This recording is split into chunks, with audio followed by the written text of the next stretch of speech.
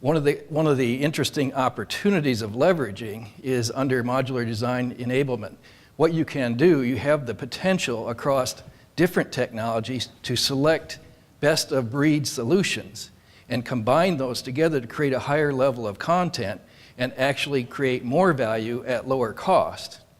So you have now the opportunity to create value within a technology vertically. You also have the opportunity to create value horizontally across multiple technologies. For many of us who are practicing multiple technologies, we now have the opportunity to share content across projects. That ultimately, though, creates a barrier to be successful. What are the challenges? To do what I described and to create this hierarchy of content, reusable content, there's a significant amount of upfront investment in front-end engineering to define and analyze what the physical model of your plants and what is actually reusable. One of my colleagues I talked to is you play the game Duck, Duck, Goose. You have your P&IDs in front of you and say, is this a pump, is this a pump, is this a pump? Or, is it a duck, a goose? No, they're all ducks. If they're all ducks, all projects use that duck, okay? So there's a front-end investment that you have to make in understanding what is reusable. There also are challenges in defining the actual conventions such that these objects do fit together and can communicate to each other. And you have to define this hierarchy and conventions such that reuse is enabled once you've created it. Another part of this is vendor specific. Once you've created this and understood the containers, you need to understand how your control platform actually does the assembly to ensure that you can rapidly instantiate these applications and go into what we would call a rapid development environment. With object-oriented programming, you can do a lot of trial and error analysis, plug and play, trial different types of capabilities. So in a rerunnable application, you can rapidly improve and create new content and review it rapidly with the project team. One interesting value proposition is around maintaining the object libraries.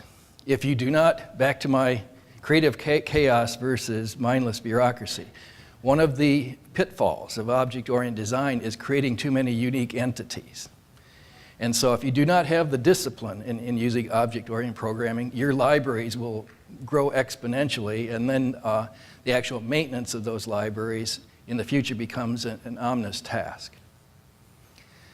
Last but not least, that means that you have to have discipline and invoke discipline, have metrics around reuse in order to achieve the value of reuse across within a project and across multiple projects. So we've been practicing object-like or true object-oriented application programming since about 1995, both in our proprietary and in commercial environments. We've learned a lot of tough lessons, and we've had some great wins, which I'll show you.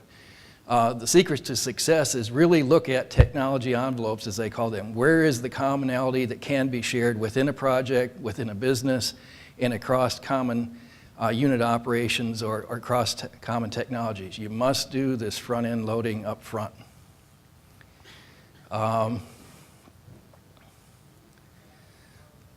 You also have to have the metrics and the discipline, as I mentioned before, in order to invoke this. If you do not have a czar of reuse involved in your project, you will revert back to creative chaos, and the entire value of object-oriented design falls apart. And in fact, I would contend that it's going to cost more to do it that way than to do it in the traditional free-form structured text environment. So discipline, power tools, and a desire to leverage within a technology and across portfolios. So what's the benefit? Here's the money slide, folks. This is the real world. In the real world, we have a common technology, 12 manufacturing plants. Typical I/O count on a manufacturing plant is between 3,500 and 4,000 I/O. Across that entire business, and these are in 20 different countries around the world. The application programming is done once in one central location. It represents over 100 reactors, over 2,000 pumps, several thousand tanks, generic type pieces of equipment, what have you. In this reinvestment plan, the traditional method, using our current metrics, is approximately $100 million to make this investment, and countless thousands of engineering hours to try to pull this. So there's a barrier of finding the technical people. Using an object-oriented approach with true metrics that have been measured, you can cut the cost by at least 40%. At least 40%. And given the degree of commonality with any particular business envelope, we have seen reuse in excess of 60%. Okay. This is with plants that are not physically identically the same.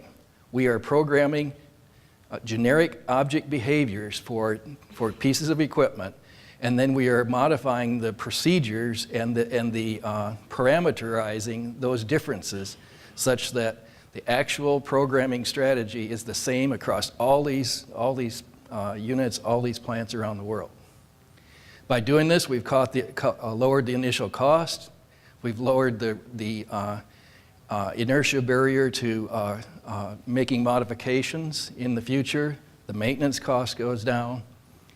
And at the end of the day, 95% of the technical intellectual property capability is transportable across all these plants around the world.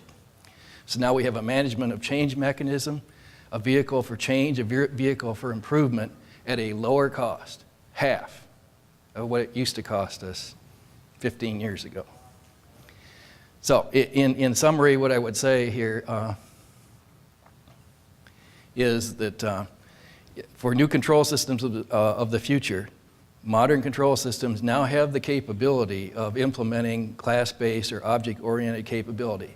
There's a lot of fear out there of going from where we have been in the past to that new paradigm.